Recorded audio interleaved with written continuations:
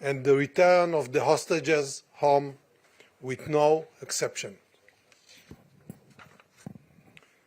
Our common enemies around the world are watching, and they know that Israel's victory is the victory of the free world led by the United States of America. In our war against Hamas, the Hamas terrorist organization is a war, it's not a war against the people of Gaza. We are fighting a brutal enemy that hides behind civilians. Billions of dollars have been invested in Gaza, money that should have gone to civilian infrastructure and instead was used to build a network of tunnels hundreds of kilometers long, equipped by military facilities. Today, IDF troops are operating in Hamas hotspots across Gaza. In northern Gaza, our troops have eliminated thousands of terrorists, destroyed military infrastructure, and dismantled most of the battalions operating in the area. In South Gaza, in Khan Yunis, we are precise and focused on eliminate Hamas leadership and military infrastructure. Detecting and engaging Hamas leadership and the chain of command span over the phases of this war and will continue until we fully achieve our goals. Secretary Austin, we both know the complexities of war. We both fought brutal terrorist organizations. We know that it takes time. Unlike our enemies, we are defending our values and we operate according to international law. The IDF is operating to minimize the harm to civilian population. We are also working with international partners to facilitate the delivery of humanitarian aid. Yet, any time we discuss humanitarian issues, we must remember the 129 hostages we held in Gaza. This is the most humanitarian issue. On October 8th, a day after Hamas attack, Hezbollah opened fire unprovoked. The threats of rockets, missiles, and drones is unacceptable. Over 80,000 citizens have been displaced, living as refugees in their own country. We are determined to create a new reality, restoring security in the area, based on UN Resolution 1701, pushing back Hezbollah. We will bring back the residents of the north to their homes on the border after full security will be restored. We prefer to do so via understanding, ensuring that the border region is clear of terrorists and does not allow direct threats of our citizens. If such a process will not be implemented diplomatically, we will not hesitate to act. Today, we also discuss the growing global threat posed by the Houthis terrorist organization. Their action threatens international freedom of navigation, and their reckless behavior, firing ballistic missiles, cruise missiles, and drones against Israel, can drag the region into war.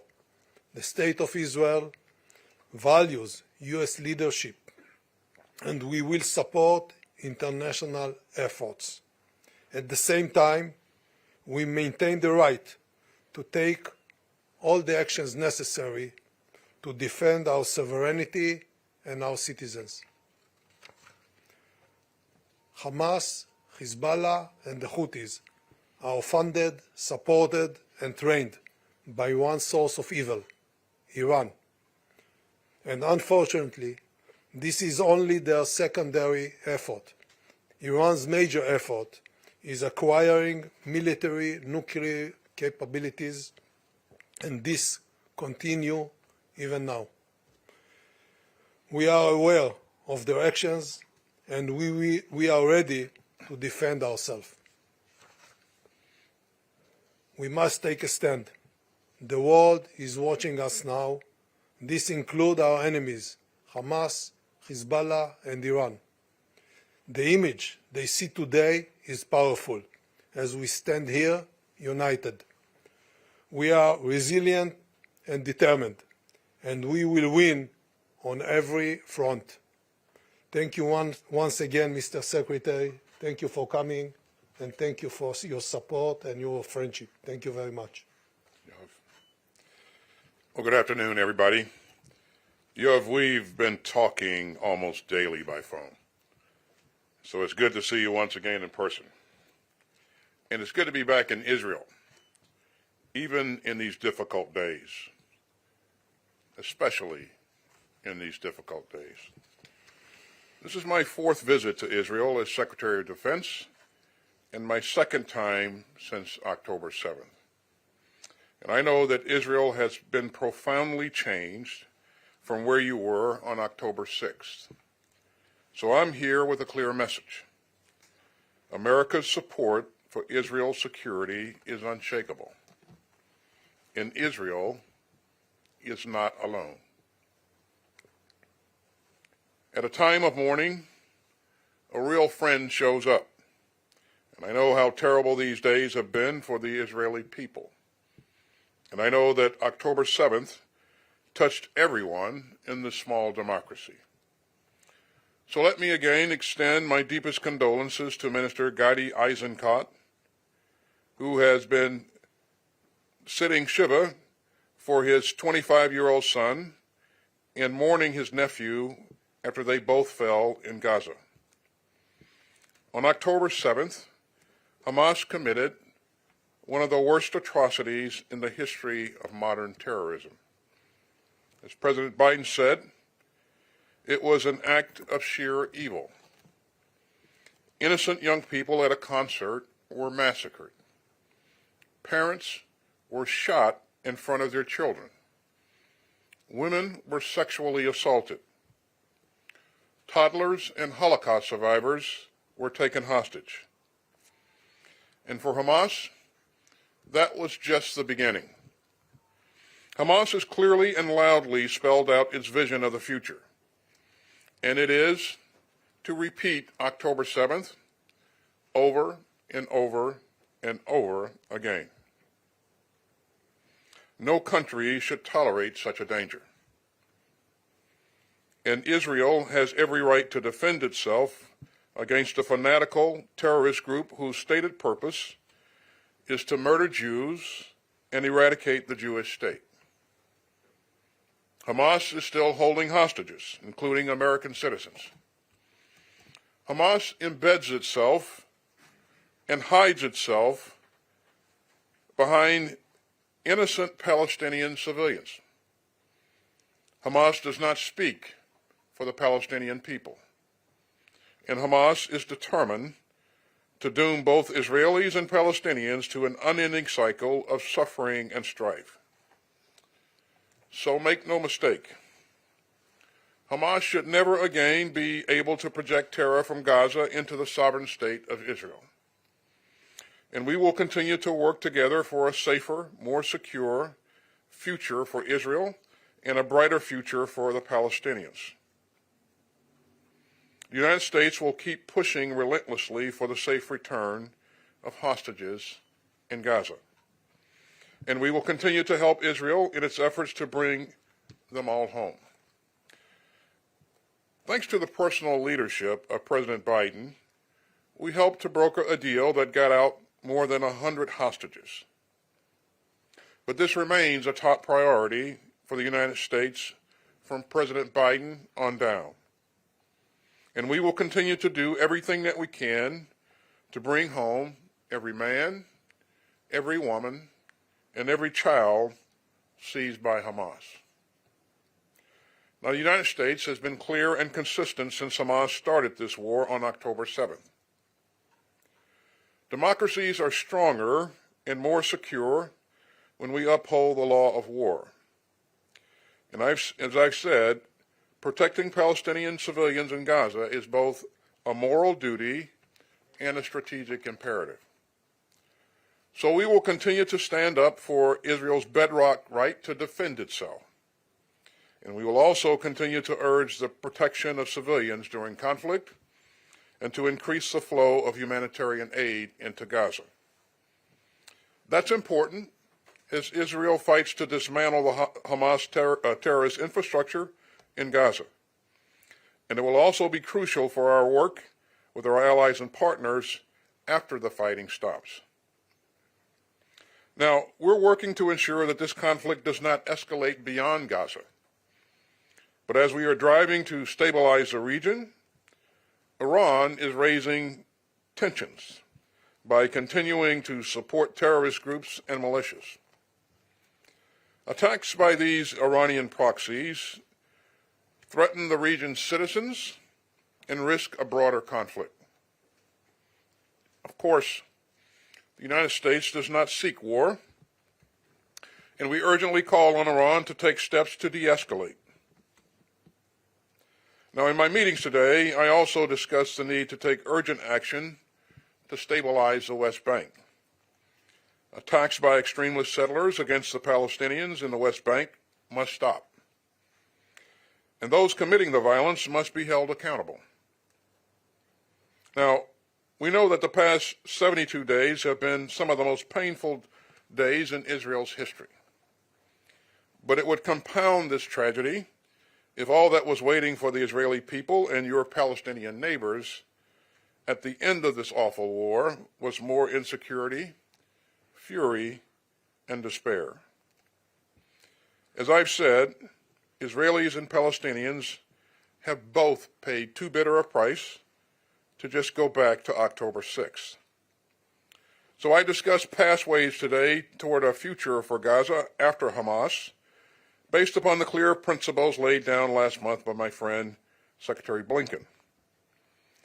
Israelis and Palestinians both deserve a horizon of hope. So the United States continues to believe, as we have under administrations of both parties, that it is in the interest of both Israelis and Palestinians to move forward toward two states, living side by side in mutual security. Now, we know how hard that is, especially after October 7th. But ongoing instability and insecurity only play into the hands of Hamas. So we must think together about what lies beyond this terrible season of terror and war. And as we do, the United States will remain deeply committed to the security and self-defense of the State of Israel. As John F. Kennedy said in 1960, America's friendship with Israel is a national commitment. That was true then, and it's even truer now. The United States will remain Israel's closest friend in the world. And as I've said repeatedly, our support for Israel's security remains unshakable, and it always will. Thank you very much, and we'll be happy to take your questions. All right, we'll start now with Karen Betzalel. Thank you. Secretary Austin, welcome to Israel. It's not a secret that there is a gap between Israel and the US, so have you set any sort of either timetable or deadline to the current phase of Israel ground war in Gaza? And have you heard any firm assessment from the IDF where the current phase stands? And if I may, with regard to the north, Israel says, and Minister Galant has just repeated, that it will attack Lebanon if there won't be an acceptable solution that will include Hezbollah withdrawal north to the Litani River. Jake Sullivan was here last week, and he was quite confident that such a solution can be achieved. What is the US position if Israel attack? And will you order the U.S. Army to strike and even destroy Hezbollah and Iranian target if required? And Minister Gallant, it took the IDF 70 days to reach the tunnel that was revealed yesterday. How long do you think it takes to totally dismantle the threat of the tunnel in Gaza? And if I may ask you, Secretary Austin was speaking about the day after. The American keeps asking Israel how it sees the day after. So what do you tell them? Who will rule Gaza? And will the IDF be in Gaza throughout the entire next year? Thank you very much. Which one of those 12 questions do you want me to ask? I have more. Regarding the timeline, this is Israel's operation. And I'm not here to dictate timelines or terms. Our support to Israel's right to defend itself is ironclad, as you've heard me say a number of times, and that's not going to change. It's critical, as I said earlier, that Hamas not be able to threaten Israel from Gaza, or even that's an interest that we all share. It's a common interest with all of us. And so today we had great discussions about the status of the campaign, about goals and objectives, and about how to reduce harm to civilians in the battle space, and the need to ensure a sustained flow of humanitarian assistance into Gaza. We can offer some insight based upon our own experience in fighting terrorist groups, and certainly that enabled us to have great discussions. And we also have some great thoughts about how to transition from high-intensity operations to a lower intensity and more surgical operations. So we had great discussions on all of those issues. On Lebanon, we've been clear that we don't want to see this conflict widen into a larger war or a regional war, and we call upon Hezbollah to make sure that they don't do things that would provoke a wider conflict. Yes, as to the first question, let me be more precise. It took us 70 days before we exposed this tunnel to the public. It was discovered longer period before that, after a month or so. But we had a lot of operations to be done inside the tunnel before we expose it. The war will take time, and I can assure only one issue, that eventually we will reach our goals. First of all, to destroy Hamas. Second, to rescue the hostages. Both of them are very important equally. This is a war of national determination and national resilience, and we will prevail because we are fighting for the right values and for our survival in this region. As to the second question, we understand how important is the cooperation, the international support to establish something different in Gaza. This is the reason we conduct this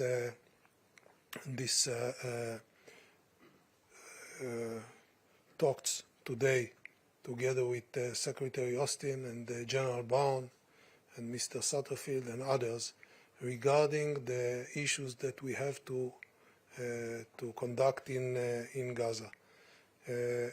We know that Hamas will not control Gaza. We know that we will have the freedom to eliminate any kind of threat in the future, and there will be no serious military threats against Israel from Gaza. Second, Israel will not control Gaza in any civilian way. We will conduct any needed operation and military effort in order to secure our future, and we are building the routes for non-hostile partners in the other side. Thank you, Tara Kopp. If we can also please stick to one question each, please. Thank you. Thank you. Minister Gallant, back to Lebanon. Are you currently planning for a ground operation in the north to, as you said, fully secure that area from Hezbollah? Secretary Austin, if that ground operation is launched, just to repeat my colleague's question, what role would U.S. forces have in such case? And then is it too dangerous right now, Minister Gallant, to open a second front in the north when you have troops committed in the south in Gaza? And my final one for Secretary Austin, another commercial vessel today was attacked in the Red Sea, and U.S. warships continue to intercept ballistic missiles and drones that are fired from Houthi-controlled Yemen. Why hasn't the U.S. struck back or conducted a counterstrike like it has against similar Iranian-backed militants in Iraq and Syria? I would like to reiterate what I said. I said that diplomacy is the preferred way. We are not looking for wars, but we have 70,000 Israeli refugees, and Hezbollah is shooting us every day since October 8, a day after Hamas launched the war against Israel. Therefore, in one hand, we are patient, and we are looking for a diplomacy solution that will make sure that Hezbollah is not threaten Israeli civilians on the northern communities directly. On the other hand, we are preparing ourselves to any situation that is needed, and if something like that happened, we will know what to do and we will prevail. We are not looking for anything similar to that, and we hope that Hezbollah will understand it. It's time to stop. Thanks, Sarah. Regarding the Houthis, these attacks are reckless, dangerous, and they violate international law. And so we're taking action to build an international coalition to address this threat. And I would remind you that this is not just a U.S. issue. This is an international problem, and it deserves an international response. And that's why I'm convening a meeting tomorrow, a ministerial meeting with fellow ministers in the region and beyond to address this threat. That'll be a virtual meeting, and I look forward to that discussion. And more important, I look forward to working together with members of that group to address the threat in a meaningful way in the future. And we'll have more details on this soon, but we're going to make sure that we're doing everything that we can to ensure freedom of navigation in the area. The straits are pretty important, as you know. A large amount of commerce flows through there. International commerce flows through there on a daily basis. Thanks. Yonah Bob. Yonah Bob from the Jerusalem Post. Good to see you again, Mr. Secretary. There's been a lot of discussion about getting Israel's intent to reduce civilian casualties to match up with the results. General Petraeus famously said that sometimes the U.S. needs to take hits on force protection to win over hearts and minds. Legitimacy, you're probably familiar that just recently about 10 Israeli soldiers died in one ambush, and a lot of people in Israel were saying if the Israeli Defense Forces had just bombed the area, they wouldn't have died. Is this the kind of thing, war doesn't have perfect solutions, that sometimes the United States may think that Israel may need to take more hits to force protection instead of being as aggressive with its air force and artillery? Minister Galant, good to see you. The United States, in its most respectful way possible, is trying to push Israel on certain timelines, on certain things about the day after. Is it maybe time that yourself and the government need to tell Israel that even though we've had tremendous successes in the field, we may not actually control all of Gaza at the end of January. We may not get all of the hostages back at the end of January. Some of these things may continue in the 3 to 9 months afterwards, what they call Shlav Gimel, the third stage. So for the first part of the question, in terms of the nature of the strikes and the amount of collateral damage, I think, let me begin by saying the protection of our troops is important to all of us. Minister Gallant, me, all of us, and that is foremost. But what we see happening is a combination of two things. The first thing is the complexity of this battle space, three-dimensional battle space, very closed spaces, dense population of people, and so that makes it very, very difficult to conduct any military operation. Above and beyond that, we see that Hamas routinely uses civilians as shields. Beyond that, they place their headquarters and their logistical sites near protected sites, hospitals, mosques, churches, you name it. And so that adds to the complexity. And as you've heard Jake Sullivan say, it provides an additional burden for the forces that are prosecuting this fight. It requires a very professional force, and that force has to learn each step of the way. And we've seen that. And Minister Gallant and I had a great conversation today about some of the things that they've learned and some of the techniques that they're changing and as they conduct operations in the South. So all of us learn, and again, they were a very professional force going into this, but this is an incredible complex battle space, and taking lessons learned from the North, they've applied some of those lessons in the South, and again, I'm sure that'll continue to happen. Well, first of all, the discussions are transparent and frank, and on the personal level, I have a lot to learn from General Austin, so I'm learning also, and he always gives me good advices. Therefore, we share everything and we consult. Second, on the battlefield, we have a very meaningful and successful achievement.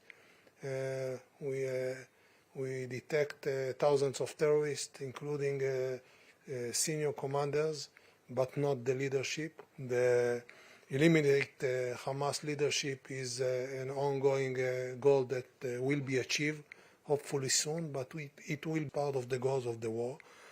And we will continue to operate in different levels of intensity according to the situation in the region. And I can tell you that soon we will be able to distinguish between different areas in Gaza.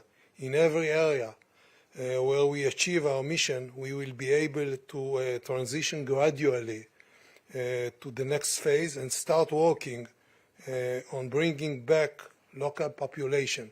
That means that it can be achieved maybe sooner in the north rather than in the south. So we are dealing with all the different components, and we will decide in the next future, early future.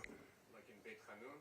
No, I'm not defining any region, and this is an ongoing discussion. But I give you an idea about what we are discussing in the Israeli military establishment and together with the Americans.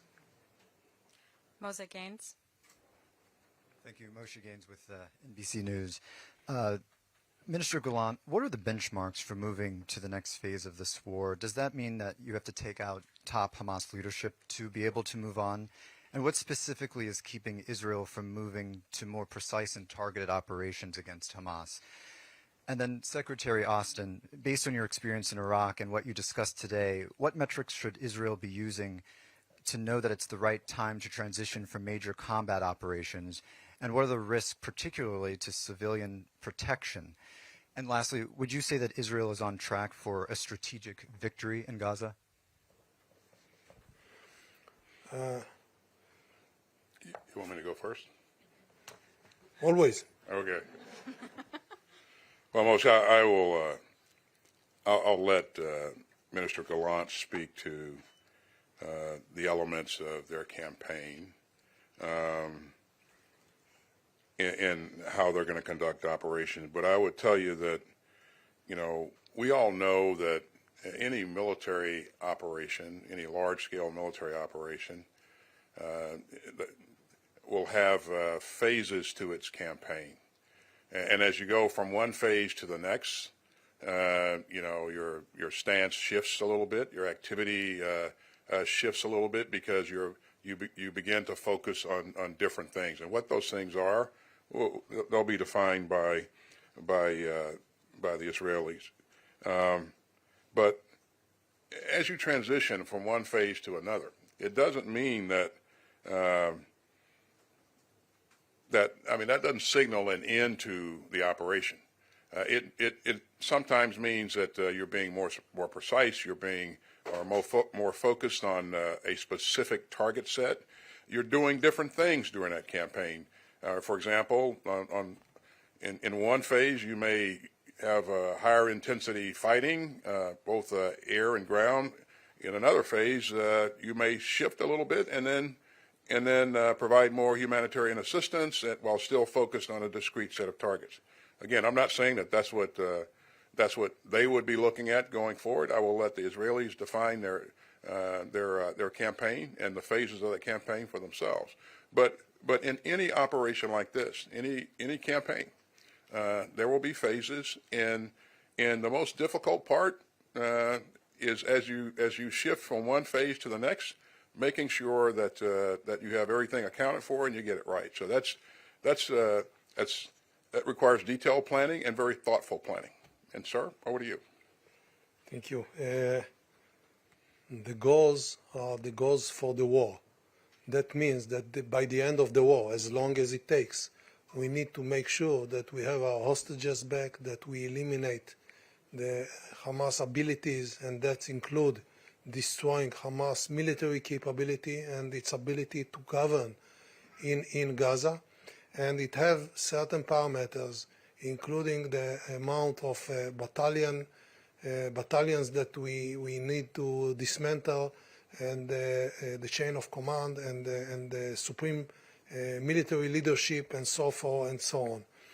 The phases are the technique which is part of the plan that we have to deploy in the area in order to achieve our goals.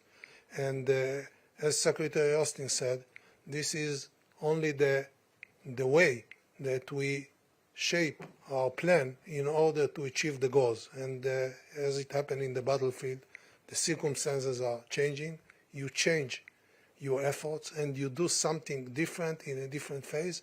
And the intensity in the first phase is given, but in other phases we will concentrate on certain issues. For instance, the engaging and detecting the supreme leadership of Hamas and others.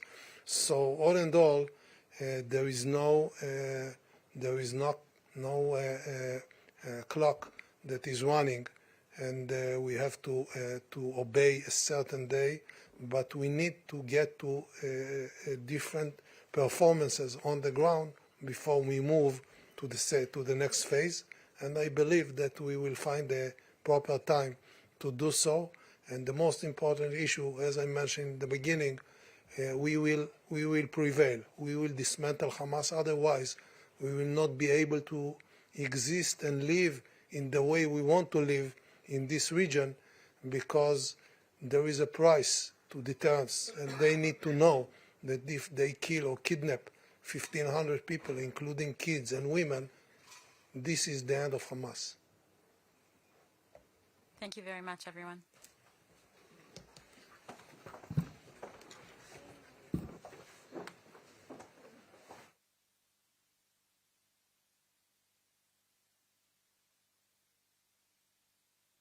very much.